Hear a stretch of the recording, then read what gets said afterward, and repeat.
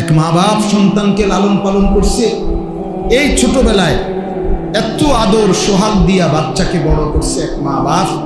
14 বছর 16 বছর বয়সে এই মা বাবা এই আশাই বড় করছে যে বয়ে বয়ে মোবাইল টিপবা, নারী দেখবা, ছবি দেখবা। হায় হায় জানোয়ার, এই জন্য তোর মা তোরে দুধ খাওয়াবে না। তুই মায়ের দুধের কলঙ্ক, মায়ের রক্তের কলঙ্ক।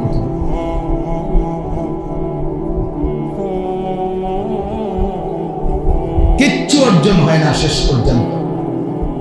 কিছু ছবি, নারী, কিছু মোবাইলের অশ্লীল দৃশ্য, বেনামাজি নাফরমানি জিন্দিগির বিনিময়ে কিছুই অর্জন নাই। শুধুই ক্ষয় হয়, লস হয়, আখেরাতও বরবাদ হয়, শরীরের শক্তিও নষ্ট হয়, সমাজের কাছে ঘৃণিত হয়। অফিকা উয়ুবুন ওয়ালিন্নাসি আয়ুনুন, আরবি ভাষার একটা প্রবাদ আছে, মনে রাখবে ছেলেরা, বাবা তোমরা মনে রাখবে। আরবিতে বলে যে তোমার মাঝে দোষ আছে, মানুষেরও চোখ আছে। তোমারও কি আছে? মানুষেরও কি আছে? তোমারও দোষ আছে, মানুষেরও চোখ আছে। অর্থাৎ মানুষ প্রত্যেকের ব্যাপারে একটা জিনিস মনে রাখবে, সামনে কিংবা পিছনে প্রত্যেককে তার কর্মের ভিত্তিতেই মূল্যায়ন করে। সামনে বলতে পারুক বা না পারুক, পিছনে হইল আপনার কর্ম যেটা, আপনার মূল্যায়ন হবে না, আপনি ওইটাই। আমনের সুদখোর, আমনের মানুষে কইব মাশাআল্লাহ জোনায়েদ বাগদা দিয়ে নাও, আয় মানুষে চিড়া খায় আর আমনে ভাত খান। কথা বলেন না কেন? বাটফাররে বুঝি মানুষে কইব বেটা জোনায়েদ বাগদা দিয়ে, মানুষে বেউকুফ। হ্যাঁ, সেজদাওয়ালাকেও মানুষ চিনতে ভুল করে না, হারামখোর বাটফারকেও মানুষ চিনতে ভুল করে না। মানুষ রাতকে রাতই বলে, দিনকে দিনই বলে, আলোকে আলোই বলে, অন্ধকারকে কি বলে? অন্ধকারই বলে। এজন্য হারামখোর, পাপী, নাফরমান, তোরে বেটা চরিত্রহীন ছেলে তোমরা যারা এ নারী দেখো, ছবি দেখো, মোবাইলে অস্থির দৃশ্য দেখো, এক ওয়াক্ত সেজদা দাও না, তোরে মানুষ বেটা কোনোদিনও সম্মানের চোখে দেখে না, তোরে হাইওয়ান জানোয়ারের এক আইটেম ছাড়া আর কিচ্ছু মনে করে না।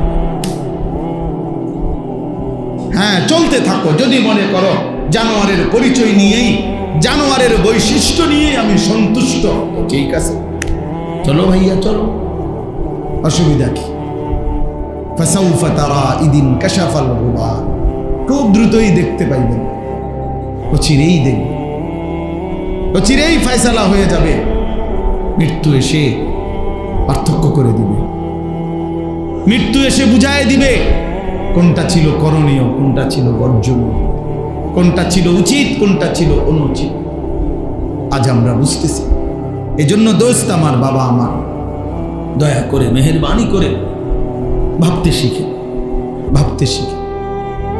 সারা পৃথিবী জুড়ে মুসলমানদের দুর্দশা, মুসলমানের উপরে জুলুম, নির্যাতন, মুসলমানের রক্তে আল্লাহর জমিন ভাসতেছে। সামান্য অজুহাতে, ঠুনকো অজুহাতে মুসলমানকে নিশ্চিহ্ন করে ফেলা হচ্ছে। ফিলিস্তিন, গাজাতে তো রক্তের বন্যা বইতেছেই। আবার আজকে 1-1.5 সপ্তাহ যাবত ভারতে এই হিন্দু বেঈমানরা, তারা একেবারেই সামান্য অজুহাতে জম্মু কাশ্মীরের মধ্যে একজন হিন্দু অফিসারকে সন্ত্রাসীরা হত্যা করছে। এই ইস্যুটাকে সাথে নিয়ে এটাকে বড় করে হামলা করছে সন্ত্রাসীরা কিছু পর্যটকের উপরে। সেটা তো নির্দিষ্ট বিচার হবে, সন্ত্রাসীকে ধরা হবে, অপরাধীকে ধরা হবে, কিন্তু এই অপরাধীকে ধরার কোনো নাম গন্ধ নাই। পুরা কাশ্মীরে লক্ষ লক্ষ মুসলমানের উপরে, পুরা ইন্ডিয়ায়, গুজরাট সহ ইন্ডিয়ার লাখ লাখ মুসলমানের বাড়ি ঘর ভাঙ্গা সমান করে জানেন। এখানে সন্ত্রাসী ধরার নাম নাই, পাকিস্তানকে পুরা অস্ত্রের হুমকি, মকিল লগে কি, পাকিস্তানের সাথে যুদ্ধের মুখোমুখি। আশ্চর্য, এই ইস্যুকে কেন্দ্র করে। এই জন্য বললাম ভাই, বেঈমান সর্বদা চেষ্টা করে কোনো না কোনো ছোট্ট অজুহাতে আমাদের উপরে জুলুমের বন্যা বয়ে দিবে, রক্তের বন্যা বসায়। সেদিন তোমরা বুঝবা, সেদিন মনেই পড়বে এই মোবাইল টিপা, এই আল্লাহকে নারাজ করা, সেজদাবিহীন এই জীবন মনে পড়ে। প্রতিবেশী যেহেতু গায়ে পড়ে ঝগড়া করতেছে, অতএব এটা খুব দ্রুতই ভয় হয় আমাদের এই চারদিকের প্রতিবেশী ইন্ডিয়া পরিকল্পিতভাবে ফ্যাসিস্ট জালেম যেদিন থেকে পলায়ন করছে তারপর থেকে পরিকল্পিতভাবে ইচ্ছা করে গায়ে পড়ে মুসলমানদের উপরে জুলুম করতেছে। তার মানে এই যুদ্ধ, এই ষড়যন্ত্র, এই আগুনের লেলিহান দাবানল এখানেও ছড়াবে, এটা পৌঁছাবে এখানে কোনো না কোনো অজুহাত, কোনো না কোনো টিপতে থাকো মোবাইল, দেখতে থাকো নারী ছবি। চলো ছেলেরা চুলের ফ্যাশন করো, নারী দেখো, ছবি দেখো, অসুবিধা নেই, শুধু অপেক্ষা করো আল্লাহর আযাব কখন আসবে, আল্লাহর আযাব কখন আসবে। সময় গুনতে থাকে, সবাই বেখবর, আমরা সবাই বেখবর। আল্লাহর নিদর্শনাবলী এর মধ্যে মসজিদ, আল্লাহর ঘর অন্যতম। প্রতিটা মসজিদ, প্রতিটা আল্লাহর ঘর আল্লাহর নিদর্শনাবলীর একটি। এই জন্য যে মসজিদকে সম্মান করবে, তো এইটা তার অন্তরে তাকওয়া আছে, আল্লাহর ভয় আছে, এই কথার প্রমাণ বহন। হাদিসের মধ্যে আছে, রাসূলুল্লাহ সাল্লাল্লাহু আলাইহি ওয়াসাল্লাম বলেছেন, 7 ধরনের ব্যক্তিকে আল্লাহ তাআলা কিয়ামতের দিন আল্লাহ তাআলার আরশের ছায়া দান করবেন। এটা আপনারা অনেক শুনছেন এই কথাটা। যেদিন আল্লাহর আরশের ছায়া ছাড়া আর কোনো ছায়া থাকবে না। এই 7 ধরনের ব্যক্তির মধ্যে এক ধরনের ব্যক্তি হলো ওই ব্যক্তি, রাজুলুন কলবুহু মুআল্লাকুন বিল মাসাজিদ, যার অন্তর মসজিদের সাথে লেগে আছে, যার দিল মসজিদের সাথে লেগে আছে। মসজিদে সেজদা দেওয়া, মসজিদে নামাজ পড়া, মসজিদে এসে ইবাদত করা, মসজিদকে সুন্দর করা, মসজিদের খেদমত করা, মানে মসজিদের প্রতি, ইবাদতের প্রতি তার হৃদয় পড়ে থাকে, দিল পড়ে থাকে, অন্তরের টান থাকে। আল্লাহ নবী সাল্লাল্লাহু আলাইহি ওয়াসাল্লাম বলছেন, এটা প্রমাণ করে যার দিলের মধ্যে এরকম আছে, তো তাকে আল্লাহ তাআলা আল্লাহর আরশের নিচে ছায়া দেন। এই জন্য মসজিদের সাথে মুমিনের সম্পর্ক গভীর করা উচিত। হাদিসের মধ্যে আছে, বান্দা যখন মসজিদে ঢোকে তো সে আল্লাহ তাআলার মেহমান হয়েছে, আর আল্লাহ তাআলা সেই মেহমানকে প্রথম আপ্যায়ন করে তার অগণিত গুনাহ মাফ করে দেয়। এটাই প্রথম মেহমান। ওয়াকিরাহু আল মাগফিরা, মসজিদে আল্লাহর পক্ষ থেকে প্রথম মেহমানদারি হলো শরবত না, বরং গুনাহ মাফ, বান্দার গুনাহ মাফ করে দেয়।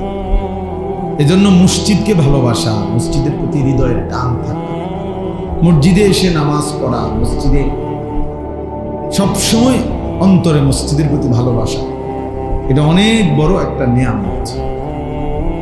আবার দেখেন, এর বিপরীতে মসজিদে অনর্থক কথা বলা, আওয়াজ বড় করা, শোরগোল করা, অনর্থক নেতাগিরি, মাতবুরি, অহংকার, বড়াই, ঝগড়া, এগুলো করা, এটা কিয়ামতের একটি মন্দ চিহ্ন, আলামত, কিয়ামতের মন্দ আলামত।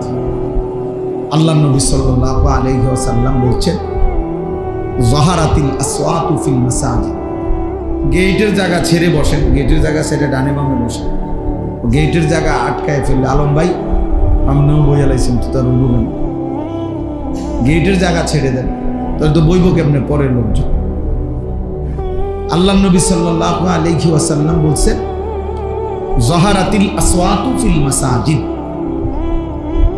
কিয়ামতের একটি মন্দ চিহ্ন যে মসজিদের মধ্যে আওয়াজ বেড়ে যাবে, মানে মসজিদে ফালতু কথা, বেহুদা কথা, অনর্থক কথা, এটা বেড়ে যাওয়া, বেহুদা কথা বলা, এটা কিয়ামতের একটি অপছন্দনীয়, নিন্দনীয়, মন্দ আলামত। এজন্য আপনারা যারা আছেন প্রত্যেকেই মনে রাখবেন, মসজিদে কোনো রকম যেন গুনাহ না হয়। মসজিদের আজমত, মসজিদের সম্মান অনেক বেশি, অনেক বেশি।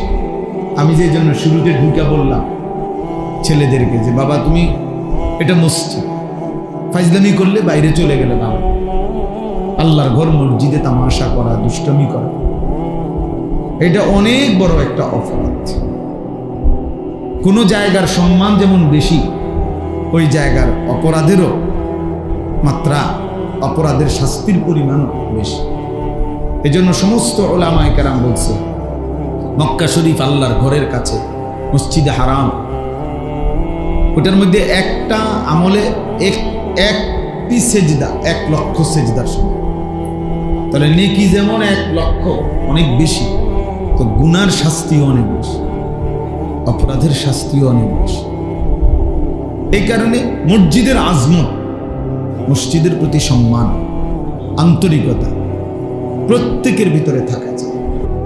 আমরা আমাদের সমাজে এই ব্যাপারে যত্নবান কম, অনেক যত্নবান। অনেক মসজিদে কিশোর বয়সী ছোট বাচ্চা, 14-15 বছর হয়ে গেছে, এমন ছেলে পেলেও এত দুষ্টামি করে, এত কথাবার্তা, এত তামাশা মস্কারি ঠাট্টা, দোতলায়, নিচতলায়, বারান্দায় ফাজলামির একটা মানে আখড়া বানায়। জুমার বয়ান হয়, ইমাম সাহেব বয়ান করে, আর কিছু দুষ্ট ছেলেগুলো আছে পুরাটা টাইম যন্ত্রণা দেয়, কষ্ট দেয়।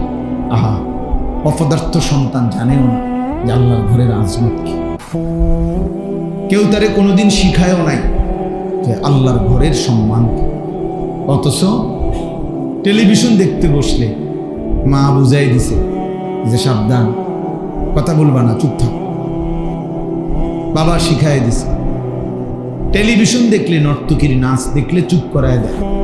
কিন্তু আল্লাহর ঘর মসজিদে আমাদের অনেকের চোখের সামনে বাচ্চারা, একেবারে ছোট্ট মাসুম বাচ্চা বাদ দিলাম, ও বেচারা একেবারেই ছোট, 12 বছরের ছেলেটাও ছোট, 14 বছরের ছেলেটাও ছোট, তো ওই যে বান্দরামি করে, দুষ্টমি করে, ওই যে একটা শব্দ শোনে না, তো সে শিখবে কোত্থেকে? শিখবে কোত্থেকে? শরীয়তের মাসআলা জানবে কোত্থেকে যদি নাই শুনে? নাই শুনলে আমল করবে কিভাবে? আমল তো তখনই আমল হয় যখন তা ইলম অনুপাতে হয়, কোরআন সুন্নাহর ইলম অনুপাতে হলে সেটা আমল। এমনিতে আপনার মন মতো আমল করলে, নিজের ইচ্ছা মতো, এই যে আপনাদের মাঝ বয়সী বয়স্ক অনেক লোক আছে, 1000 বললেও, কোটি বারও যদি বলে, যদি ফাও ধরে, তারপরও উনি উনার সূরা কেরাত শুদ্ধ করবেন। কিছু বয়স্ক লোক আছে এমন গোয়ার, যে মানে বুঝে যে উনার সূরা অশুদ্ধ, দোয়া কালাম অশুদ্ধ, কিন্তু কোনো কথা দিয়া ওনাকে এটা বোঝানো যায়। কোনো ইবলিস ওনাকে কলিজার ভিতরে বুঝাই দিচ্ছে যে অসুবিধা নেই, আল্লাহ ভরসা, এই যে রূপ ভরিয়ে রূপ, এটা অন্য কেউ বুঝাই দিছে তার কলেজে, যে মাইতো না চাইলে হুজুরা কইবই আল্লাহ ভরসা। এখন আল্লাহ বলছে কিনা আপনারা বলেন, যে আল্লাহ যদি বলে, আপনারা শুনছেন যে আল্লাহ বলছে যে বান্দা তুমি ভুলের উপরে, মিথ্যার উপরে, ভুলের উপরে মৃত্যু পর্যন্ত থাকো, আমি ভরসা, এটা আল্লাহ বলছি। তো তো আপনারা কে ভরসা দিল? আপনার এই ভরসাটা দিল কি? আফসুসের ব্যাপার, আফসুসের ব্যাপার। 60 বছর 50 বছর হয়ে গেছে, এই কথাটুকু বোঝে না যে আমার সূরা, আমার কেরাত, আমার দোয়া, আমার তাসবিহ, আমার আত্তাহিয়াতু, আমার দুরূদ শরীফ, আমার দোয়া। ওই ছেলেরা হয়তো এখন ঢুকো, পরে যে সময় একটা পোটলা দিব ওই সময় ঢুকো না, আসো, এখন আসো, পরে আর কাউরে ঢুকতে দেওয়া হবে না।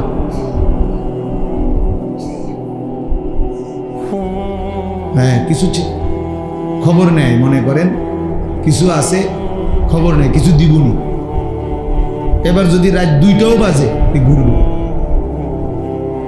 বুঝলেন না? যদি রাত 2টাও বাজে, সারা রাতও লাগে, তারপরও ঘুরবো।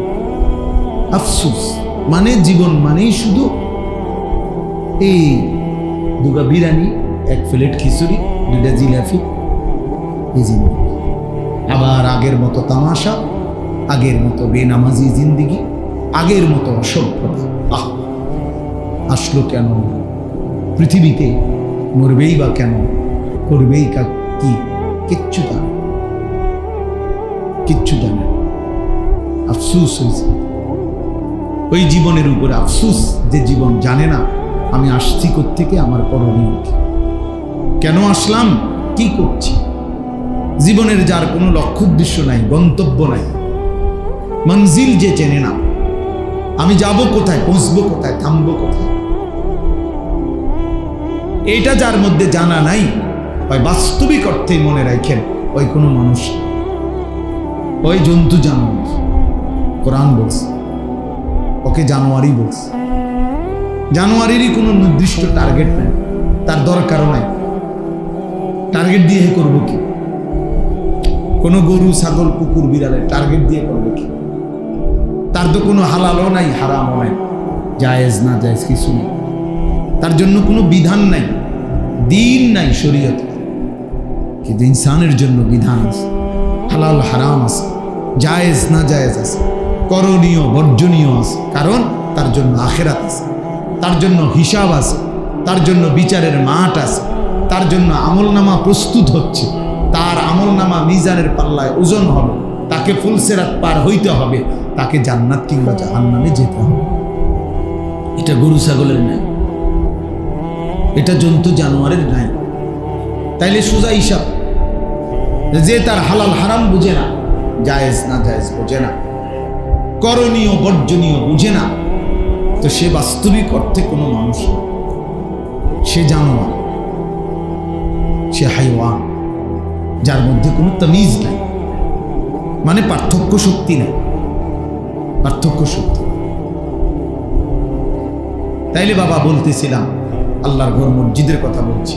মসজিদের আজমত জরুর, মসজিদে জুমার বয়ান গুরুত্বপূর্ণ, মসজিদের ইমাম সাহেবকে সম্মান করা খুব গুরুত্বপূর্ণ, মুয়াজ্জিনকে সম্মান করা খুব গুরুত্বপূর্ণ। মসজিদের একটা জুতার বাক্স, মসজিদের বালু, মসজিদের একটা মোমবাতি অনেক সম্মানিত, এটা মসজিদের। আমরা কোরআন হাদিসের ভাষায় বলে নিসবতের কারণে দামি হয়, মানে সম্বন্ধের কারণে দামি। ইট বালু পাথর সিমেন্টের একটা ঘর এমনিতে শুধু ছিল ঘর, কিন্তু যখন এটা সিদ্ধান্ত হলো যে এটা আল্লাহর ঘর, এই আল্লাহর এই শব্দটা যখন এই ঘরের সাথে লাগলো তো এটা দাম। কি বল, এটা নেসবতারি, মানে সম্বন্ধ কিসের সাথে মিলল, ওইটার কারণে দামি হয়, ওটার কারণে দামি। এমনিতে একটা কাপড়, এটা কাপড়, কিন্তু যখন এটারে বলে যে এটা কোরআন শরীফের গিলাফ, এটা দামি, দামি। তাহলে সম্বন্ধ, নিসবত, এর কারণে দামি। তো মসজিদ আল্লাহর ঘর, অতএব এটা নিঃসন্দেহে দাম, এটা দাম, এটা অনেক দাম। আমরা এই জন্য ইনশাআল্লাহ মসজিদের জন্য সবার কাছে অনুরোধ, মসজিদে নামাজ পড়া, জামাতকে ঠিক মতো আদায় করা, মসজিদে আন্তরিকতা রাখা, ভালোবাসা, এটা যেন সবার মধ্যেই থাকে। এই পদ পদবী, মূল্যায়ন অবমূল্যায়ন, এটা কোনো বিষয় না। অমুকের সভাপতি বানাই তুই, আমনে তারে দিয়ে দেন সভাপতি, বলে তুই সভাপতির আব্বা, তুই সভাপতি 14 গোষ্ঠী, তুই নিয়ে সভাপতি, তোর সভাপতি নিয়ে তুই সিরা খাবি, তোর সেক্রেটারি নিয়ে তুই কি পানি ভিজে খাবি। হ্যাঁ, আল্লাহ তাআলা আমাদেরকে বুঝদান আখিরাতে ইন্নাল্লাহা লা ইয়ানজুরু ইলা সুওয়ারিকুম ওয়ালা ইলা আজসামিকুম। নবী সাল্লাল্লাহু আলাইহি ওয়াসাল্লাম বলেন, হাসরের ময়দানে নিশ্চয়ই আল্লাহ তাআলা তোমাদের চেহারা দেখবেন না, তোমাদের শরীর দেখবেন না। ওয়ালাকিন্নাল্লাহা ইয়ানজুরু ইলা কুলুবিকুম ওয়া আ'মালিকুম, বরং আল্লাহ তাআলা তোমাদের দিল দেখবেন এবং তোমাদের আমল দেখবেন। দিল দেখবেন আর কি দেখবেন? আমল দেখবেন। এর ভিত্তিতে আল্লাহ তাআলা ফয়সালা। এজন্য বাপ ও দুনিয়া বিয়ে সমস্ত পদ পদবি দিয়ে কিচ্ছু আসে যায় না, বরং মসজিদের প্রতি হৃদয়ের টান। এজন্য আমার আখিরাতের জন্য আমি নামাজ পড়বো, সেজদা দেব, মসজিদে আসবো, মসজিদের খেদমতে থাকবো, মসজিদে বেশি বেশি যাওয়ার চেষ্টা করব। এটা আমার আখিরাতের জন্য। হাদিসের মধ্যে আছে বাশশিরিল মাশাঈন ফি যুলামি ইলাল মাসাজিদ বিন-নূরিত তাম্মি ইয়াউমাল কিয়ামা। আজীব হাদিস।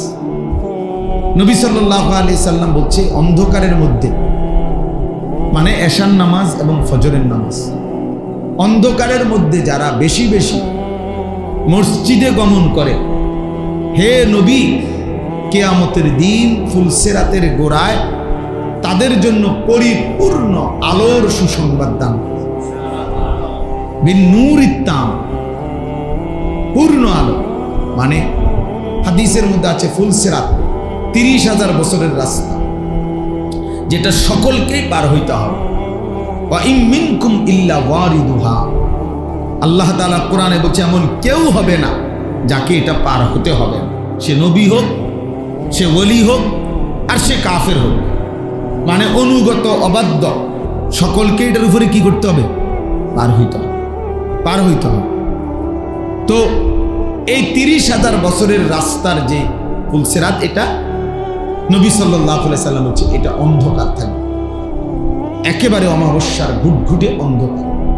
প্রত্যেক মুমিনের ঈমানের সাথে তার আমলের পরিমাণ অনুপাতে ওই ফুলসিরাতের গোড়ায় যখন যাবে, প্রত্যেক ঈমানদারের, ঈমান শর্ত, প্রত্যেক ঈমানদারের তার আমলের পরিমাণ অনুপাতে ওই গোড়ায় গেলে আল্লাহর কুদরতে তার জন্য ওই পরিমাণ আলো জ্বলবে। এই জন্য সবার আলো একরকম হবে না, আলগা লাইট নেই, আপনারটা আপনার আলো, আমারটা আমার, আপনারটা আমার। এই ক্ষেত্রে নবীজি সাল্লাল্লাহু আলাইহি ওয়াসাল্লাম বলছেন যে অন্ধকারের মধ্যে, মানে এশার নামাজ এবং ফজরের নামাজ, এই দুই নামাজ অন্ধকারের নামাজ নাকি? কথা বলেন। এশার নামাজ তো পুরা অন্ধকার, আর ফজরের নামাজ আবসা অন্ধকার।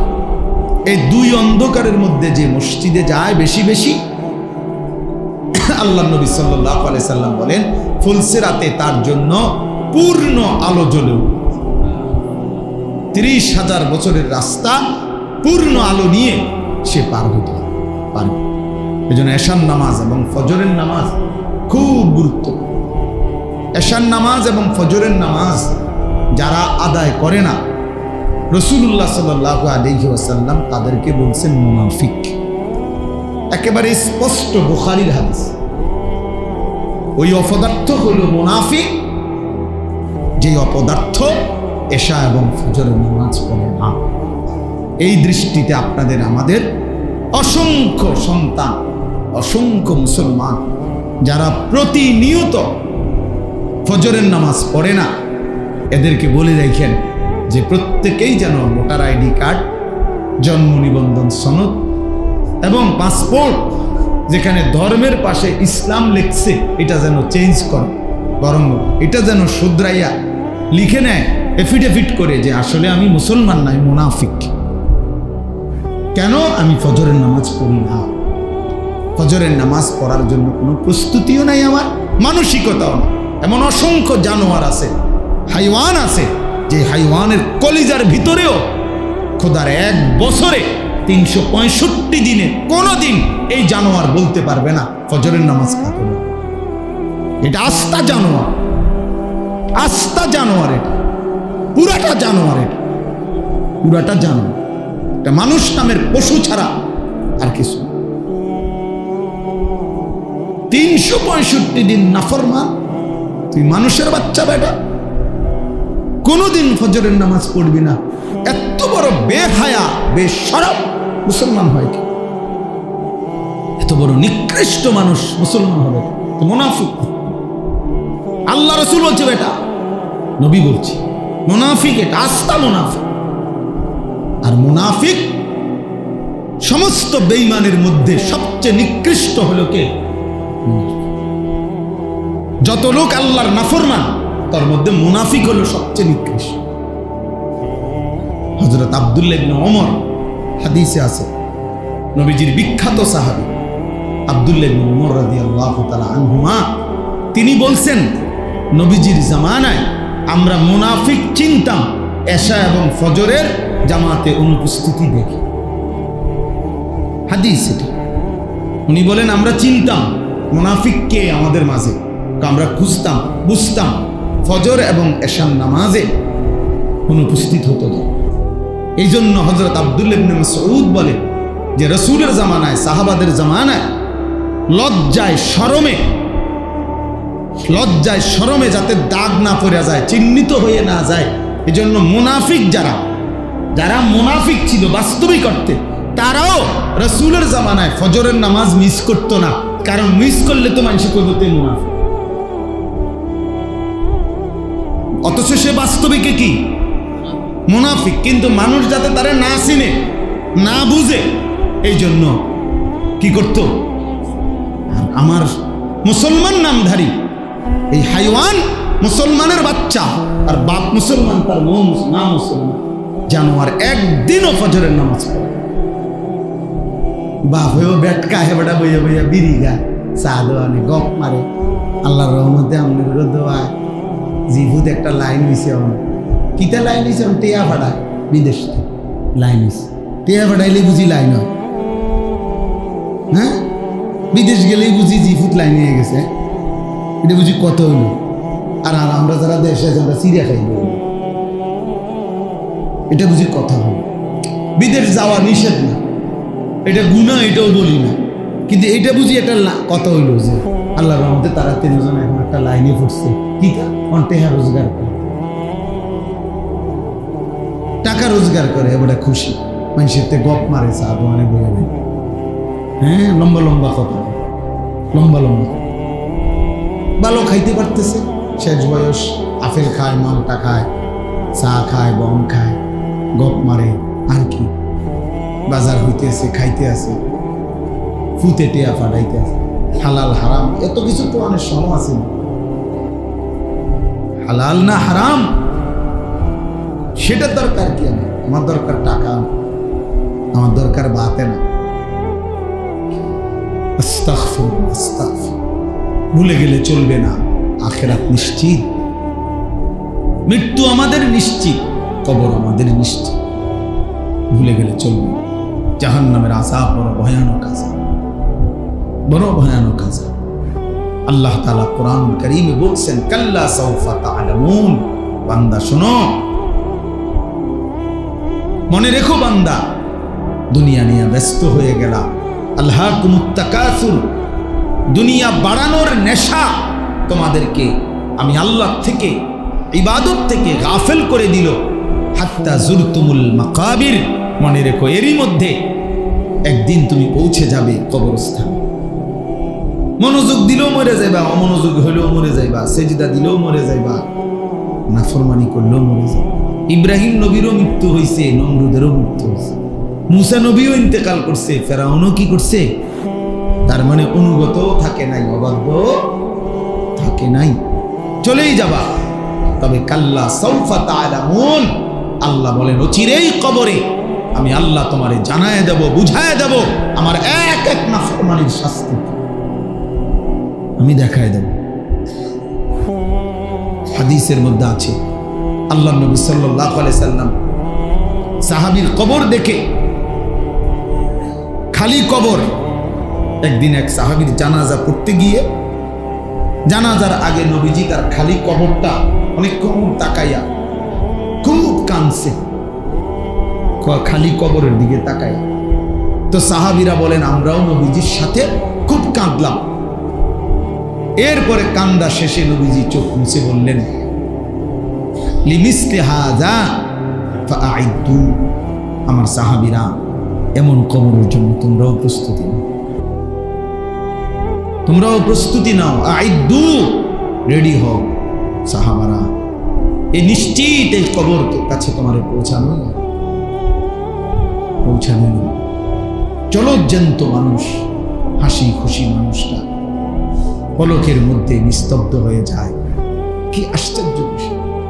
আমার মামি কিছুদিন আগে মারা গেছে। আমার মামির বড় মামি আমার জানাজা করতে গেছে।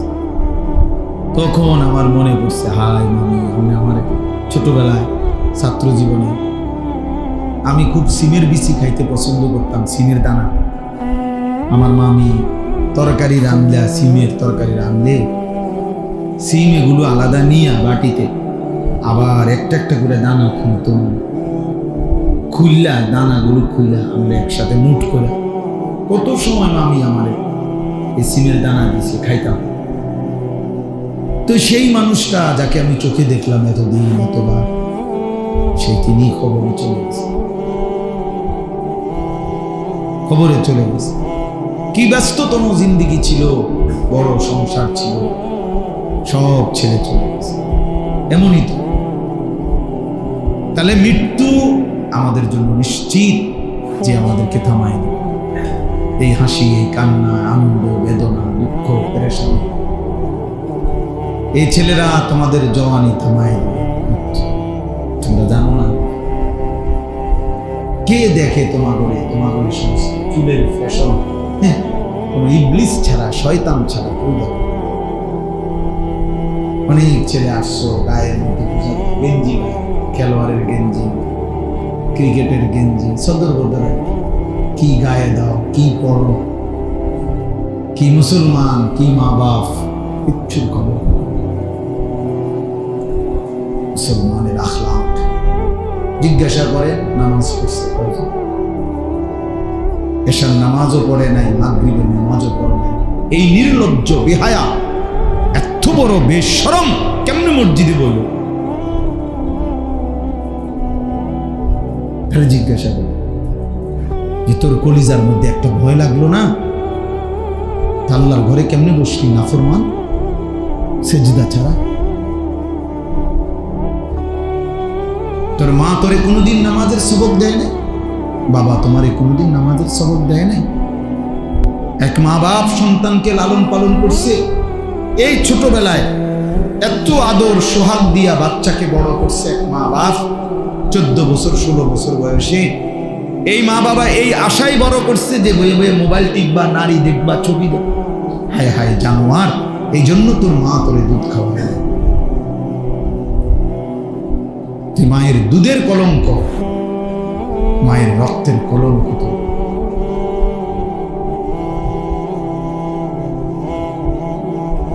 কিচ্ছু অর্জন হয় না শেষ পর্যন্ত।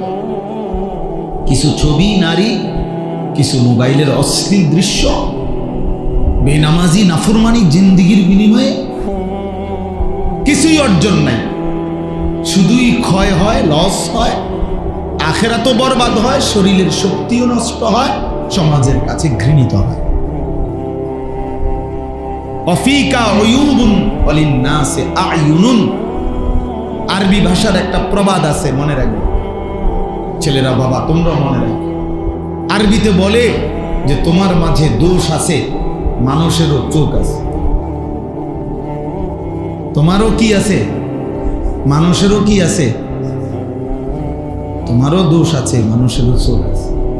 অর্থাৎ মানুষ প্রত্যেকের ব্যাপারে একটা জিনিস মনে রাখবে, সামনে কিংবা পিছনে প্রত্যেককে তার কর্মের ভিত্তিতেই মূল্যায়ন করে। সামনে বলতে পারুক বা না পারুক, পিছনে হইল আপনার কর্ম যেটা, আপনার মূল্যায়ন হবে না, আপনি ওইটাই। আমনের সুদখোর, আমনের মানুষে কইব মাশাআল্লাহ জোনায়েদ বাগদা দিয়ে নাও, আয় মানুষে চিড়া খায় আর আমনে ভাত খান। কথা বলেন না কেন? বাটফাররে বুঝি মানুষে কইব বেটা জোনায়েদ বাগদা দিয়ে, মানুষে বেউকুফ। হ্যাঁ, সেজদাওয়ালাকেও মানুষ চিনতে ভুল করে না, হারামখোর বাটফারকেও মানুষ চিনতে ভুল করে। মানুষ রাতকে রাতই বলে, দিনকে দিনই বলে, আলোকে আলোই বলে, অন্ধকারকে কি বলে? অন্ধকারই বলে। এজন্য হারামখোর, পাপী, নাফরমান, তোরে বেটা চরিত্রহীন ছেলে তোমরা যারা এ নারী দেখো, ছবি দেখো, মোবাইলে অস্থির দৃশ্য দেখো, এক ওয়াক্ত সেজদা দাও না, তোরে মানুষ বেটা কোনোদিনও সম্মানের চোখে দেখে না, তোরে হাইওয়ান জানোয়ারের এক আইটেম ছাড়া আর কিচ্ছু মনে করে না। হ্যাঁ, চলতে থাকো যদি মনে করো জানোয়ারের পরিচয় নিয়েই, জানোয়ারের বৈশিষ্ট্য নিয়েই আমি সন্তুষ্ট, ঠিক আছে, চলো ভাইয়া চলো, অসুবিধা কি? ফাসাউফা তারা ইদিন কাশাফাল গুবার, খুব দ্রুতই দেখতে পাইবেন, অচিরেই দেখবেন, অচিরেই ফয়সালা হয়ে যাবে। মৃত্যু এসে পার্থক্য করে দিবে, মৃত্যু এসে বুঝায় দিবে কোনটা ছিল করণীয়, কোনটা ছিল বর্জনীয়, কোনটা ছিল উচিত, কোনটা ছিল অনুচিত। আজ আমরা বুঝতেছি। এজন্য দোস্ত আমার, বাবা আমার, দয়া করে মেহেরবানি করে ভাবতে শিখে, ভাবতে শিখে। সারা পৃথিবী জুড়ে মুসলমানদের দুর্দশা, মুসলমানের উপরে জুলুম নির্যাতন, মুসলমানের রক্তে আল্লাহর জমিন ভাসতেছে। সামান্য অজুহাতে, ঠুনকো অজুহাতে মুসলমানকে নিশ্চিহ্ন করে ফেলা হচ্ছে। ফিলিস্তিন গাজাতে তো রক্তের বন্যা বইতেছেই। আবার আজকে 1-1.5 সপ্তাহ যাবত ভারতে এই হিন্দু বেঈমানরা তারা একেবারেই সামান্য অজুহাতে জম্মু কাশ্মীরের মধ্যে একজন হিন্দু অফিসারকে সন্ত্রাসীরা হত্যা করছে। এই ইস্যুটাকে সাথে নিয়ে এটাকে বড় করে হামলা করছে সন্ত্রাসীরা কিছু পর্যটকের উপরে। সেটা তো নির্দিষ্ট বিচার হবে, সন্ত্রাসীকে ধরা হবে, অপরাধীকে ধরা হবে, কিন্তু এই অপরাধীকে ধরার কোনো নাম গন্ধ নাই। পুরা কাশ্মীরে লক্ষ লক্ষ মুসলমানের উপরে, পুরা ইন্ডিয়ায়, গুজরাট সহ ইন্ডিয়ার লাখ লাখ মুসলমানের বাড়ি ঘর ভাঙ্গা সমান করে জানেন। এখানে সন্ত্রাসী ধরার নাম নাই, পাকিস্তানকে পুরা অস্ত্রের হুমকি, মকিয়ের লগে কি পাকিস্তানের সাথে যুদ্ধের মুখোমুখি আসছেন এই ইস্যুকে কেন্দ্র করে। এই জন্য বললাম ভাই, বেঈমান সর্বদা চেষ্টা করে কোনো না কোনো ছোট্ট অজুহাতে আমাদের উপরে জুলুমের বন্যা বয়ে দিবে, রক্তের বন্যা বসায়। সেদিন তোমরা বুঝবা, সেদিন মনেই পড়বে এই মোবাইল টিপা, এই আল্লাহকে নারাজ করা, সেজদাবিহীন এই জীবন মনে পড়ে, মনে পড়ে। প্রতিবেশী যেহেতু গায়ে পড়ে ঝগড়া করতেছে, অতএব এটা খুব দ্রুতই ভয় হয় আমাদের এই চারদিকের প্রতিবেশী ইন্ডিয়া পরিকল্পিতভাবে ফ্যাসিস্ট জালেম যেদিন থেকে পলায়ন করছে, তারপর থেকে পরিকল্পিতভাবে ইচ্ছা করে গায়ে পড়ে মুসলমানদের উপরে জুলুম করতেছে। তার মানে এই যুদ্ধ, এই ষড়যন্ত্র, এই আগুনের লেলিহান দাবানল এখানেও ছড়াবে, এটা পৌঁছাবে এখানে কোনো না কোনো অজুহাতে, কোনো না কোনো টিপতে থাকো মোবাইল, দেখতে থাকো নারী ছবি। চলো ছেলেরা চুলের এখন চুলের ফ্যাশন করো, নারী দেখো, ছবি দেখো, অসুবিধা নেই। শুধু অপেক্ষা করো আল্লাহর আযাব কখন আসবে, আল্লাহর আযাব কখন আসবে। সময় গুনতে থাকে, সময় গুনতে থাকে। সবাই বেখবর, আমরা সবাই বেখবর, আমাদের বাবা, আমাদের মা, আমাদের অভিভাবকরাও বেখবর। সবাই ব্যস্ত, কি নিয়ে ব্যস্ত বুঝি না আমি।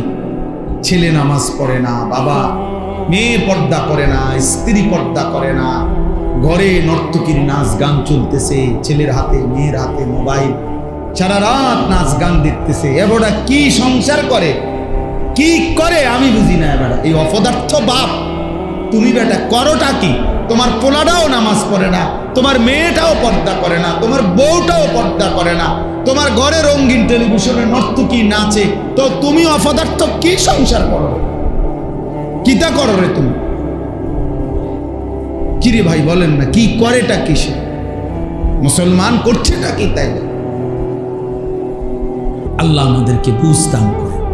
আমাদের ভাবা দরকার, আমাদের ভাবনা দরকার, ইনসাফ দরকার। আমরা নিজের হাতে আমাদের উপরে মুসিবত টেনে আনতেছি। মা আসাবাকুম মিন মুসিবাতিন ফাবিমা কাসাবাত আইদিকুম। আল্লাহ তাআলা বলেন, তোমাদের উপরে যত মুসিবত আসে সব তোমাদের হাতের কামাই, তোমাদের গুনাহ, তোমাদের মুসিবত। আমাদের পাপ, আমাদের এই ছেলেদের, মেয়েদের, আমাদের বয়স্কদের এই হারাম গুনাহ, আমার আপনার প্রতিটা পাপ আমাদের জন্য আযাবকে কাঁচায়, আযাবকে কাঁচায়। এজন্য আমরা আমাদের নিরাপত্তা দরকার। আপনারা শুনছেন আমাদের হযরত মাওলানা মুফতি আমজাদ সাহেব কথা বলছেন শেষ দিকে। আপনি চিন্তা করে দেখেন, এটা বাংলাদেশ, এখানে সবাই জানে যে সংখ্যাগরিষ্ঠ এখানে মুসলমান, ধর্মপ্রাণ মানুষ এদেশে লক্ষ লক্ষ মসজিদ মাদ্রাসা আছে।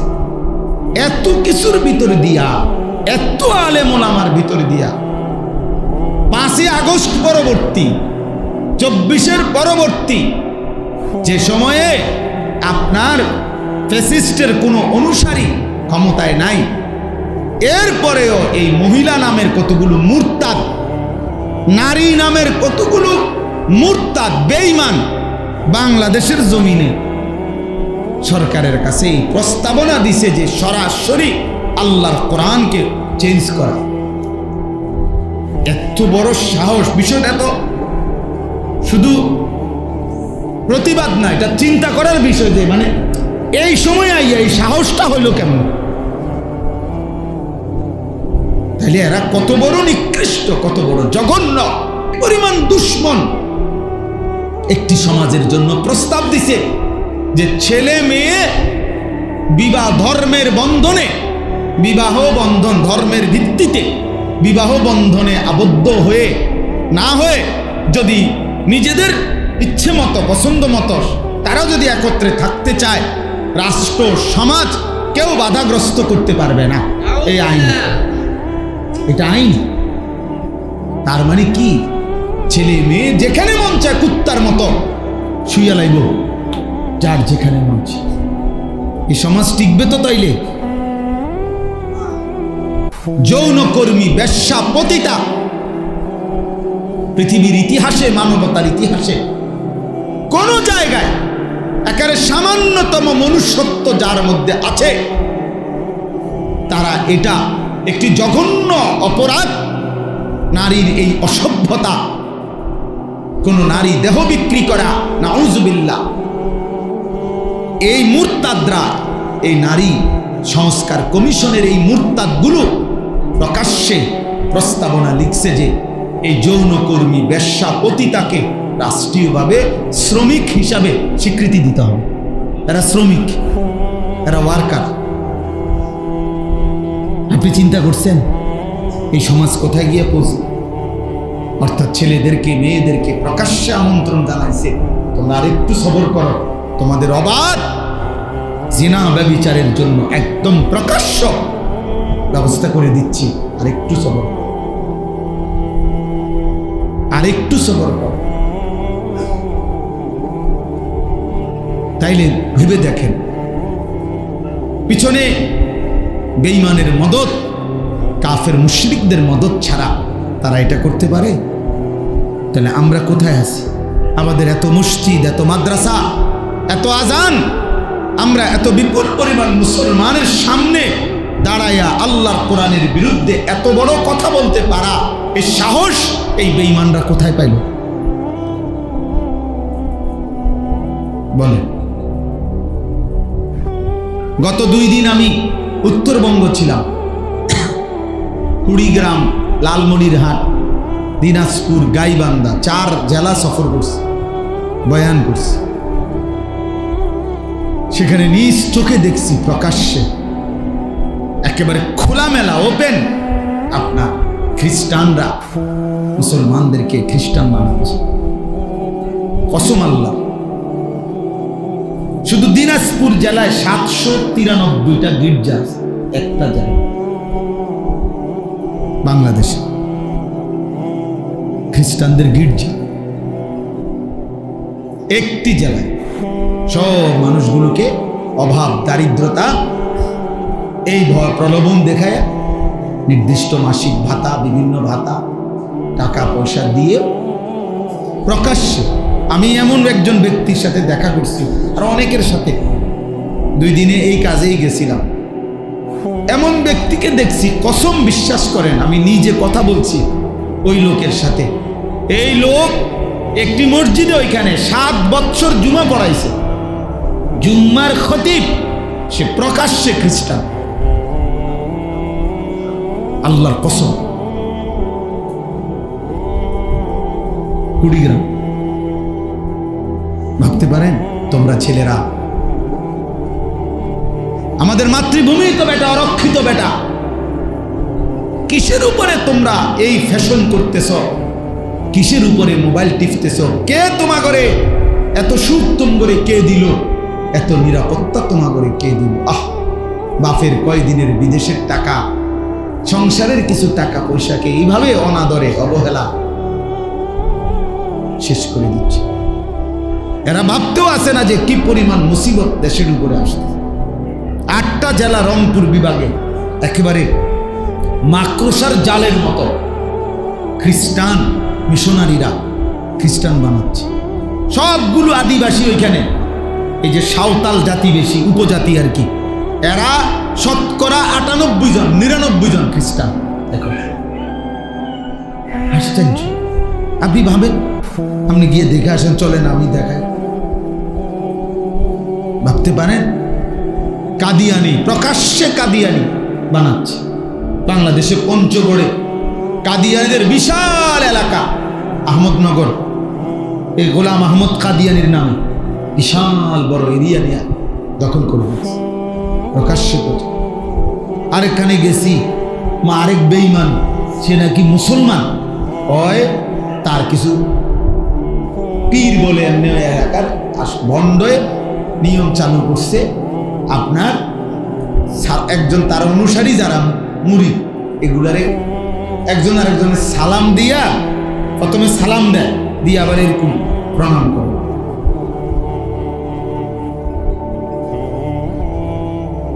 কি এটা কি? আমাদের দেশে দেখেন ওই অনেকে মাজার দেখলে এরকম করে, কেরুম কেরুম করে, চিঞ্জি মিঞ্জি তো দেখি অনেক সময়, হেঁটে গুতের বেহেতে কি করছে,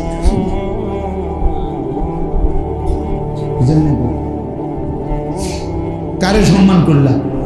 কি বিল্ডিং এর সম্মান করলে এরকম, নাকি যিনি পীর সাহেব বুজুর্গ কবরে আছে ওনারে সম্মান করল?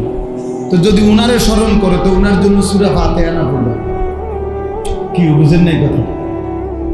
কোন কবরবাসীকে স্মরণ করার নিয়ম কি? এরকম কেন সুমা দাওনিটা ডিকিতা আপনি সূরা ফাতিহা না করবেন? দাঁড়ান, তেল অসুবিধা, সিএনজি থামান, অটো থামান, গাড়ি থামান, থামাইয়া সবাই কি পড়েন? সূরা ফাতিহা পড়েন, 3 বার কুল হুয়াল্লাহু আহাদ পড়েন, ঠিক না? কবর জিয়ারতের নিয়ম কি এগুলা নাকি বলেন না? তাহলে আমনের আমার যদি কবর, বাবার কবর জিয়ারত নিয়ম এটা হয়, তো পীর সাহেব বাবার কবর জিয়ারত আরেক নিয়ম হবে না?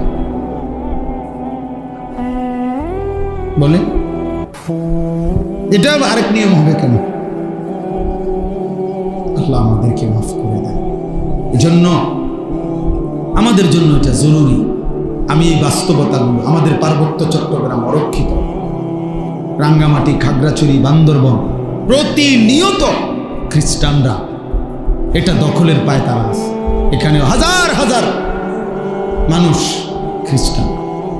আমাদের সেন্ট মার্টিন, কক্সবাজারের ওখানে, সেটাও অরক্ষিত। এটা নিয়েও নানামুখী কি আছে, ষড়যন্ত্র। তো দেশটাই এ কদ্দুর, বুঝেন নাই কথাটা? এমনি আমরা জায়গা কদ্দুরে, পুরোটা বাংলাদেশ ওয়ার্ল্ড ম্যাপে বাংলাদেশের জন্য যে কদ্দুর আঁকছে, এই কদ্দুরের মধ্যে কোনো একসাথে বাংলাদেশ পুরোটা এখন যায় না, জায়গা নাই। এই আমার দেশ এমনিতেই অল্প একটু, সেখানে যদি এত দিকে দুশ্মন ষড়যন্ত্র করে ছিনিয়ে নেওয়া, থাকবে কি?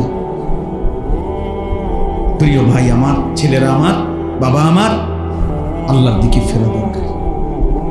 এটাই রাত গভীরের কথা। আল্লাহর দিকে আমাদের ফেরা দরকার। আমাদের আল্লাহই আমাদের সমাধান।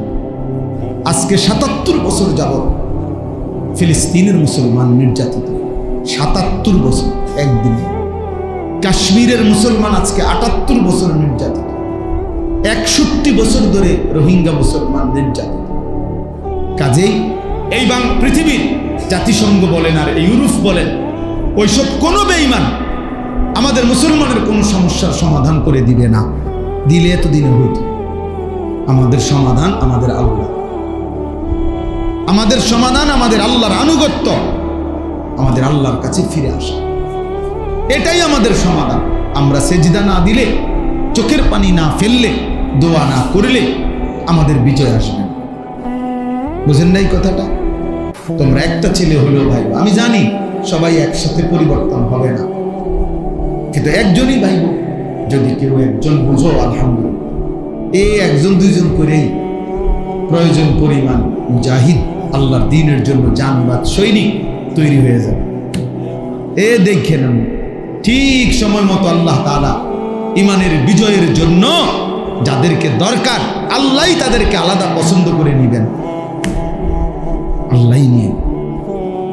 হ্যাঁ, আর এই অকর্মণ্য অপদার্থ দুনিয়া লোভী নাফরমান, ওই নাফরমানিতেই পড়ে থাকে, নাফরমানিতেই পড়ে থাকে। এই জন্য আমাদের আল্লাহর দিকে ফেরা উচিত। আপনাদেরকে একটা উদাহরণ দেই, তাহলে বুঝবেন।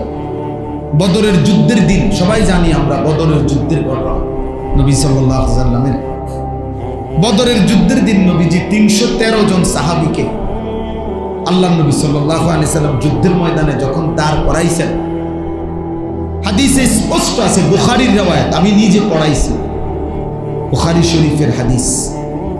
নবীজি সাল্লাল্লাহু আলাইহি ওয়াসাল্লাম ৩১৩ জন সাহাবীকে বলছেন, তোমরা দাঁড়াও, আমি না বললে যুদ্ধ শুরু করবা না। তো নবীজি কথা বলে পিছনের দিকে আসছে। পিছনে আইসা আল্লাহ নবী সাল্লাল্লাহু আলাইহি ওয়াসাল্লাম পাহাড়ের তলদেশে সমান জায়গায় সেজদা দিছে। এক নম্বর, চোখের পানি ছেড়ে কান্না শুরু করছে, আর আল্লাহর কাছে একটা দোয়া করছে বারবার, আয় মাওলা, তোমার জাতের কসম মাওলা, আমার এই লোকে অল্প কয়জন, আমার মক্কার 13টা বছর আমি রক্ত ঝরিয়ে দিবা নিশি মেহনত করে আমি মদিনায় আসছি, আর এই মদিনার এই 6 মাসের ব্যবধানে আজকে যুদ্ধ, আমার পুঁজিয়ে 313 জন, আমার লোক নাই, আমার আছেই এ কয়জন। এই হাদিসে আছে, নবী বলছে কাঁদতে কাঁদতে সেজদা দিয়া দোয়া করতেছে আর বলতেছে, আল্লাহুম্মা ইন তুহলিক হাযিহিল ইসাবা লান তু'বাদা ফিল আরদ। আয় মাওলা, আজ যদি আমার এই ছোট্ট কাফেলা 313 জন, এই কাফেলা যদি ধ্বংস হয়ে যায় আপনার দুশমনের হাতে, তাহলে আপনার এই জমিনে আপনার ইবাদত আর হবে না। কে করবে? আমারে আপনি বেইজ্জতি করেন না, আমারে আপনি অপমান করেন না মাওলা, আমার এই অল্প কয়েকজনকে আপনি ধ্বংস করেন। মাত্র 8টা তরবারি, 2টা ঘোড়া, এই ছিল পুঁজি, আর কিচ্ছু নেই কারো কাছে, আর কিছু না। 8টা তরবারি ছিল 8 জনের হাতে, 2 জনের কাছে 2টা ঘোড়া ছিল, আর বাকিদের কাছে কিছুই ছিল। কিন্তু নবীজি কি করলেন? 3টা কাজ করলেন। 1, সেজদা দিলেন। কি দিলেন? 2, চোখের পানি ফেললেন। 3, দোয়া করলেন। এই সেজদা, চোখের পানি, দোয়া, এই 3 জিনিস নবীজি যখন পূর্ণ দিলেন, আল্লাহ তাআলা জিবরাইলকে পাঠাইলেন। পাঠিয়ে জিবরাইল বললেন, কোরআন নাজিল করলেন, ফাস্তাজাবা লাহুম রাব্বুহুম, বন্ধু আপনার দোয়া কবুল হয়ে গেছে। আন্নী মুমিদ্দুকুম বিআলফিন মিনাল মালাইকাতি মুরদিফিন, আল্লাহ বলেন বন্ধু 1000 ফেরেশতা যুদ্ধের সাজে সজ্জিত আমি আপনার সাহায্যের জন্য পাঠাইলাম। তো এরপরে মুসলমানের বিজয় হয়ে গেছে। তাহলে মুমিনের বিজয়, মুসলমানের বিজয় সেজদাতে। কিসে? চোখের পানিতে, চোখের পানিতে। দোয়া, দোয়া। আমাদের চোখের পানি, আমাদের সেজদা, আমাদের দোয়া, আমাদের জিহাদ, আমাদের কিতাল, আমাদের আল্লাহর জন্য জান দেওয়া, এটাই আমাদের বিজয়।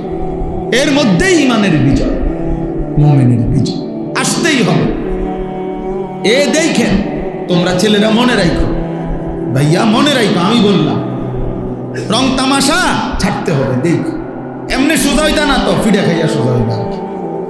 দুশ্মনের আঘাতে একদিন চোখের পানি, রক্ত ঝরবে। আজ ফিলিস্তিনের মজলুমের চোখে পানি নাই, আজ রক্তই ঝরে। আজকে যদি ফিলিস্তিন গাজায় নিচের থেকে উঠায় কিছু, তাইলে মনে হবে পানির চাইতে বেশি রক্তই উঠবে। আজ আর তাদের চোখের পানি শুকায় গেছে, রক্তের বন্যায়। 3 বছরের, 6 মাসের, 6 বছরের ছোট্ট ছোট্ট মাসুম বাচ্চা অকাতরে শহীদ হয়ে যাবে এই পৃথিবীতে, সভ্য পৃথিবীতে। এই জন্য সুন্দর সুন্দর কথা, পণ্ডিতি আর এই মোবাইল নিয়ে ব্যস্ত থাকা, এর নাম জিন্দেগি না। আল্লাহর সাথে গভীর সম্পর্ক, শিরিক মুক্ত ঈমান, আল্লাহর ইবাদত, বন্দিগি, এটাই আমাদের মূল ডিউটি। আল্লাহ আমাদেরকে বুঝা মানা সহজ করে দেন, সহজ। আল্লাহ তাআলা, আসো ভাইয়া উকি দিয়া দেখো, কিছু ছেলে পেলে এখনো বাইরে ঘুরতে আছে, উকি দিয়া চায়, শেষ হয় না। আহারে বেশরম রে, এরা আমার কাছে খুব শরম লাগে। ঠিক আছে বেটা, সামান্য কিছু খাইবা তো খাইবা, কিন্তু এই নির্লজ্জের মতো শুধু দেওয়ানের টাইমে কেমনে বলি, মানুষের তো একটা চোখ শরম আছে। আফসোস, আল্লাহ বুঝ দান করেন।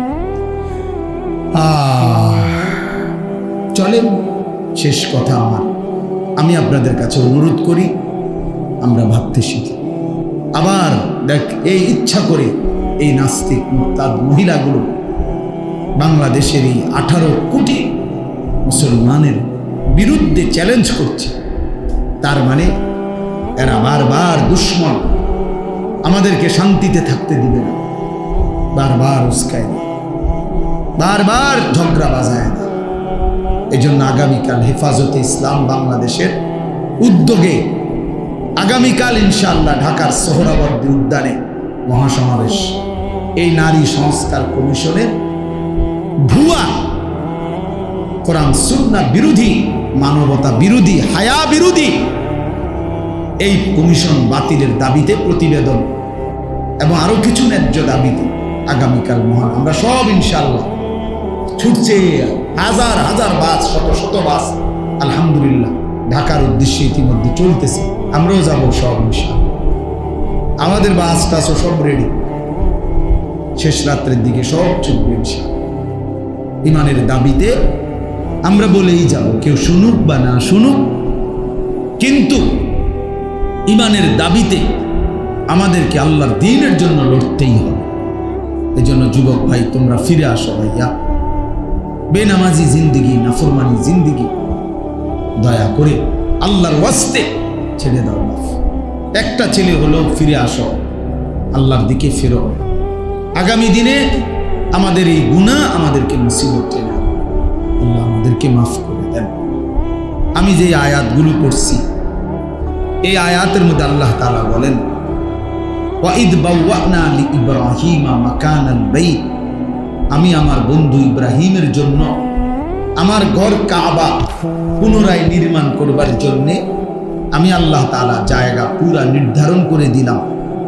অর্থাৎ নূহ আলাইহিস সালামের জামানায় কাবা ঘর আল্লাহ তাআলা তুফানের সময় তুলে নিয়েছিলেন উপরে। ইব্রাহিম আলাইহিস সালামের মাধ্যমে আল্লাহ তাআলা পুনরায় সেই ঘর নির্মাণ করেছিলেন। তো এই ঘর নির্মাণের সময় আল্লাহ বলছে, তুমি আমার ঘর নির্মাণ করো 3 উদ্দেশ্যে। 1, আল্লাহ তুশরিক বি শাইআ। 1 নাম্বার, আমার ঘর বানাবা কাবা যেন আমার প্রতিটা বান্দা মুমিন যেন আমি আল্লাহর গোলামি করে কোনোভাবে যেন আমার সাথে শিরিক না করে, এই শিরিক মুক্ত ঈমান টিকিয়ে রাখবার জন্য আমার ঘর বানাও, আমার ঘর সামনে থাকবে, আর মুমিন আমি আল্লাহর গোলামি করব। শিরিক মুক্ত ঈমান আল্লাহ তাআলা বান্দার কাছে চেয়েছে। ও তাহির বাইতিয়া লিত্তাইফিনা ওয়াল কাইমিনা ওয়ার রুকআইস সুজুদ, আল্লাহ তাআলা বলেন, এবং আমার ঘরকে তুমি মানে কাবাকে পবিত্র করো আমার তাওয়াফকারী বান্দাদের জন্য এবং আমার রুকু সিজদা দাঁড়িয়ে নামাজ আদায়কারীদের জন্য। এই দ্বিতীয় উদ্দেশ্য হলো আল্লাহর ঘর কাবা ইব্রাহিম আলাইহিস সালামের মাধ্যমে আল্লাহ তাআলা পুনর্নির্মাণ করাইছেন।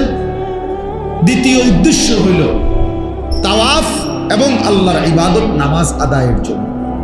তাইলে এই মসজিদ আল্লাহর ঘর, মসজিদ বানানোর মূল উদ্দেশ্য হবে ইবাদত নামাজ। এজন্য আমি সবসময় বলি মসজিদ কমিটির সদস্যরা ইনসাফের সাথে আপনারা ইমাম সাহেব সহ মিটিং করেন যে ফজরের মুসল্লি কেমনে বাড়ানো যায়। এই নিয়ে হাজারো লাখো মসজিদে আপনি তদন্ত করে দেখেন যে কয়দিন মিটিং করছে শুধু এই কথার উপরে যে আমরা মসজিদে মুসল্লি ছেলেগুলো কেমনে নামাজি বানানো যায়। কেবল গেট বদলাও, SS5 লাগাও, টাইলস লাগাও, আরো বড় করো, আরো জাঁকজমক করো, আরো চাকচিক্য করো। টাইলস লাগাইতে লাগাইতে পারে না সভাপতি, সেক্রেটারি, কেশিয়ার, কমিটি, তার আর পুরা শোল্ডার মধ্যে যদি টাইলস লাগান যেত, কারণ আছে তো না লাগাইতে পারে, টাকাও আছে, টাইলসও আছে। এই কথা বুঝেন?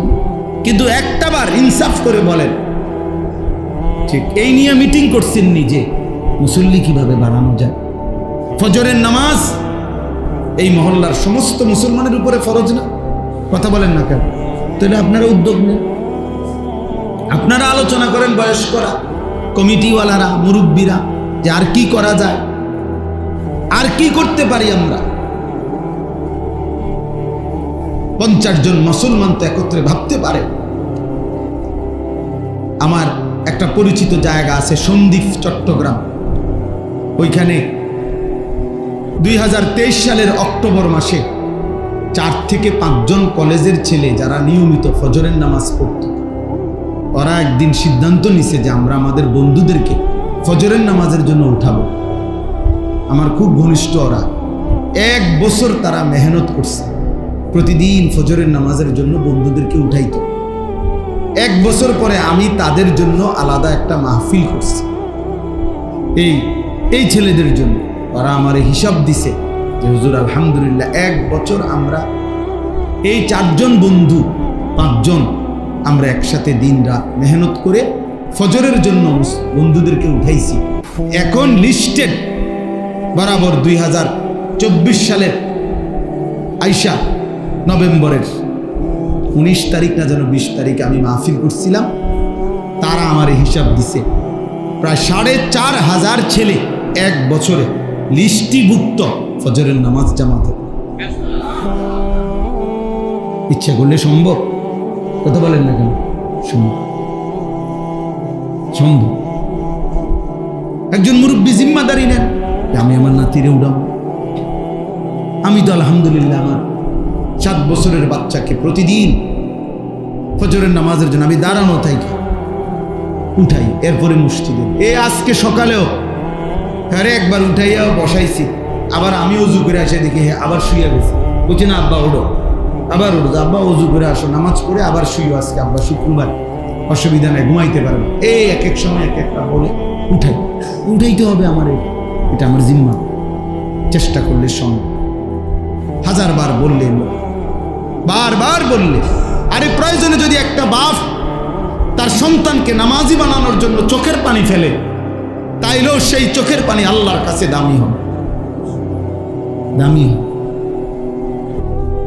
এজন্য সবাই মিলে, আমার কাজল ভাই, আমি আপনার কাছেও অনুরোধ করি, আপনি তো বুঝমান মানুষ, মহব্বত করেন আমাদেরকে। আমরা যে কয়জন বাবা ভাই আছেন আপনাদের আপনারা বসেন, দায়িত্ব নেন, একজন একজন, দুইজন দুইজন, ছেলেদেরকে উৎসাহিত করেন, আলাদা দাওয়াত দিয়া মহল্লার ছেলেদের সাথে কথা বলেন যে বাবা আসলে কি করতে চাচ্ছ, কেন নামাজ পড়বা না, আল্লাহর সাথে তোমাদের রাগটা কিসের, এটা জিজ্ঞান ছেলেদেরকে।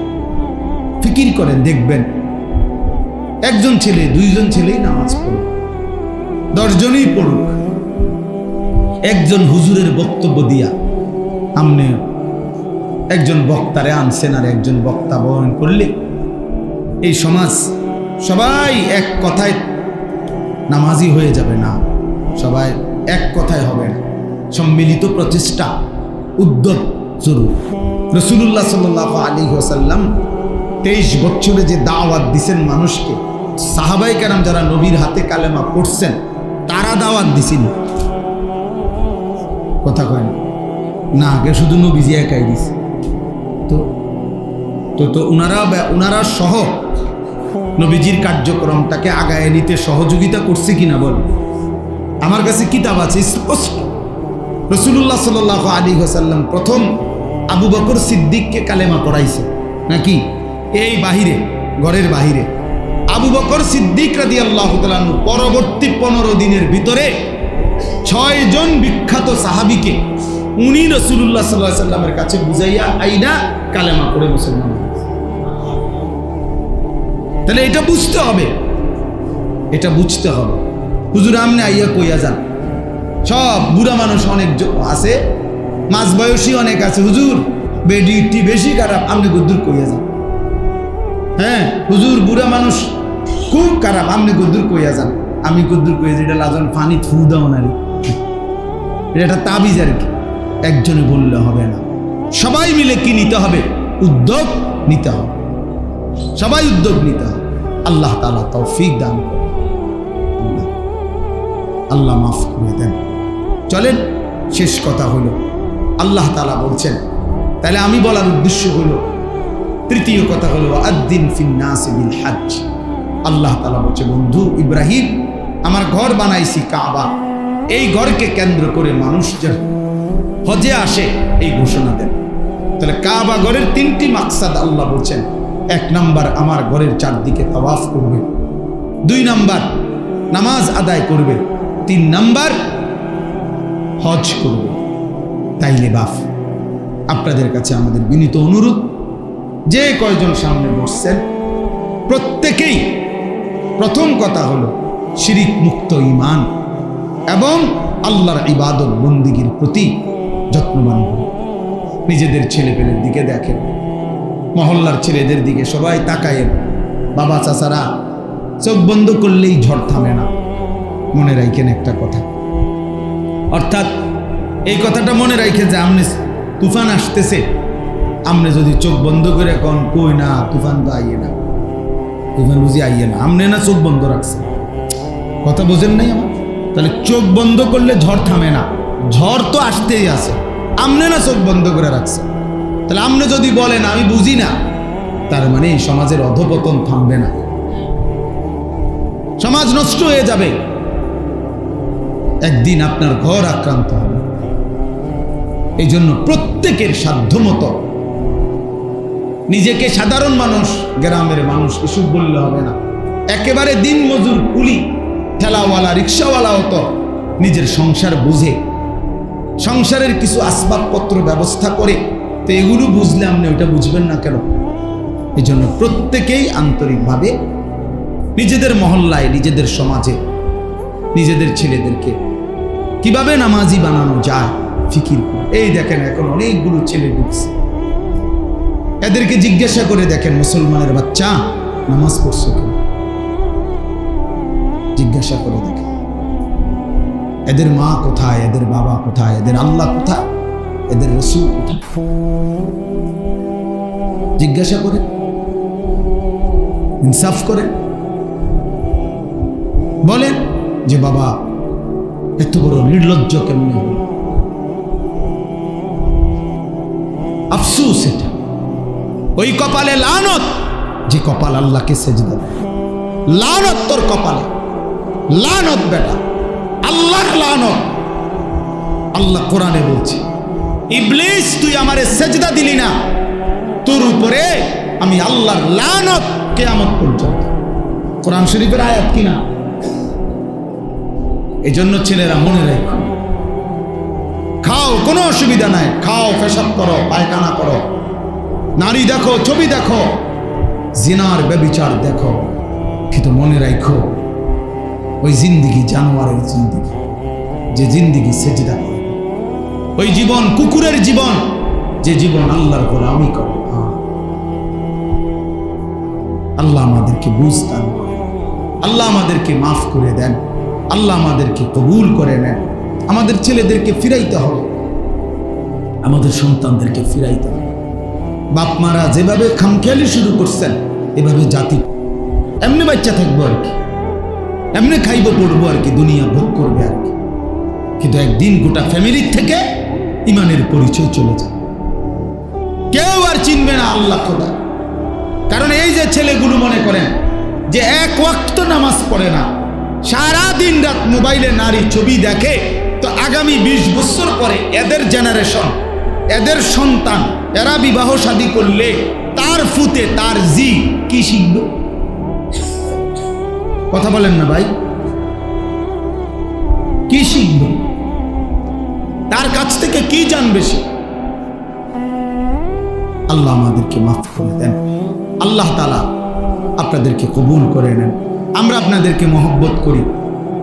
এই গ্রামে আমাদের অনেক স্মৃতি আছে, মনিরের সাথে আমার অনেক বেশি সম্পর্ক, আরো অনেকেই, আপনাদের অনেককেই আমি চোখে চিনি, মুখে চিনি। আল্লাহ তাআলা সবাইকে কবুল করে। আজকের এই মজলিস আল্লাহ তাআলা কবুল করে নেন। আল্লাহ তাআলা আপনাদের প্রত্যেককে ঈমান আমলের জিন্দেগি দান করেন। আলহামদুলিল্লাহ রাব্বিল আলামিন। মওলায়ে করিম আপনি মাফ করে দেন, রব্বে করিম আপনি মাফ করে দেন, মেহেরবান মওলা আপনি মাফ করে দেন, সমস্ত কবরবাসীদেরকে মাফ করে দেন, কিয়ামত পর্যন্ত কবরের আযাব মাফ করে দেন, কবরগুলোকে জান্নাতের টুকরা বানিয়ে দেন।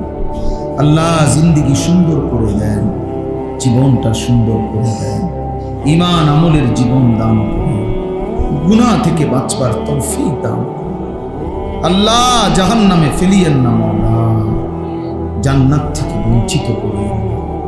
আল্লাহ এই কিশোর যুবক ছেলেগুলোকে নামাজি বানিয়ে দেন, আল্লাহ নামাজি বানায় দেন, নামাজি বানায়। ওরা বুঝে নাই মওলা,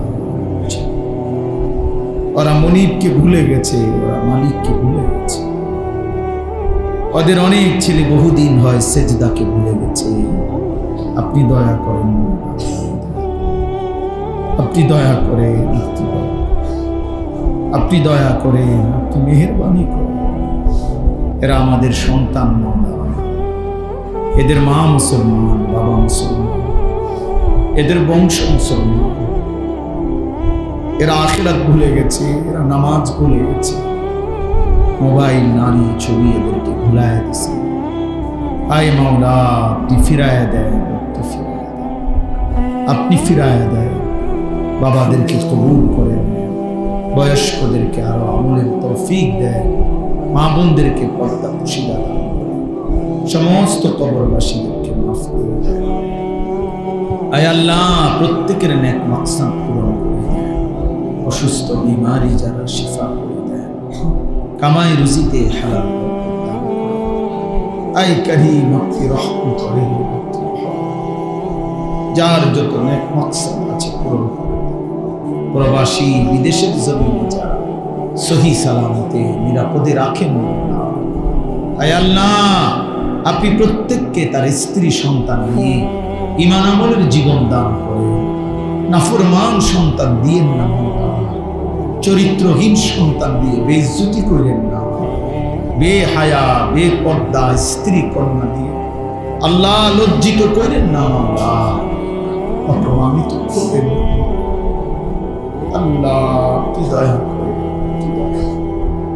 আমার দেশকে নিরাপদ করে দেন, আমার দেশকে নিরাপদ করে দেন।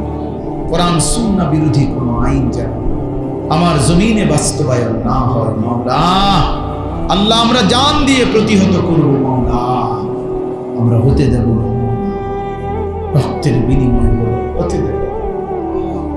আগামীকালকের হেফাজত ইসলামের মহাসমাবেশ কবুল করে নেন আল্লাহ, সমস্ত প্রতিবন্ধকতা থেকে হেফাজত করে আপনি দয়া আপনি দয়া করেন, আপনি দয়া করেন আল্লাহ। এই বেনি খোলা জামে মসজিদ আপনি কবুল করেন, মসজিদকে বর্ধিত করতে সাজাতে যে যেটুকু সহযোগিতা, ভালোবাসা, আন্তরিকতা দেখিয়েছে প্রত্যেককে উত্তম বিনিময় দান করেন। ইমাম সাহেব, খতিব সাহেব, মুয়াজ্জিন, কমিটি, মুসল্লি প্রত্যেককে কবুল আর মনসুর করে কামা রাব্বায়ানি সগীরা। রব্বানা হাব লানা মিন আজওয়াজিনা ওয়া যুররিয়াতিনা কুররাতা আ'য়ুন ওয়াজআলনা লিল মুত্তাকিনা ইমামা। আয় মাওলা, গাজা ফিলিস্তিনের মুসলমানকে বিজয় দান করো, মুমিনের বিজয় দান করো, মুমিনের বিজয় দান করো, মুমিনের বিজয় দান করো। ইসরায়েলের বেঈমানদেরকে ধ্বংস করে দেন আল্লাহ, মুসলমানের বিজয় দান করেন, মাজলুমের বিজয় দান করেন আল্লাহ। আখিরি ফরিয়াদ, ছেলেগুলোরে বদলে দেন, ছেলেদেরকে বদলে দেন আল্লাহ। এরা আমাদের সন্তান, আমাদের ছোট ভাই, এদের চুল চেহারা সুন্দর করে দেন, স্বাভাবিক। মোবাইলের আসক্তি থেকে এদেরকে হেফাজত করেন, এদের নামাজিওয়ালা কপাল বানিয়ে দেন। সুবহান রাব্বিকা রাব্বিল ইজ্জাতি আম্মা ইয়াসিফুন ওয়া সালামুন আলাল মুরসালিন। আপনাদের জন্য একটা ছেলে, বাবা একটা ছেলেও চিল্লাচিল্লি করো না। যদি মুসলমানের বাচ্চা হয়ে থাকো তো আল্লাহর ঘর মসজিদে চিল্লাবা না, বললাম এটা মসজিদ। যার চিল্লাতে মন চায় তুমি উঠে যাও, একটা শব্দ করবা না।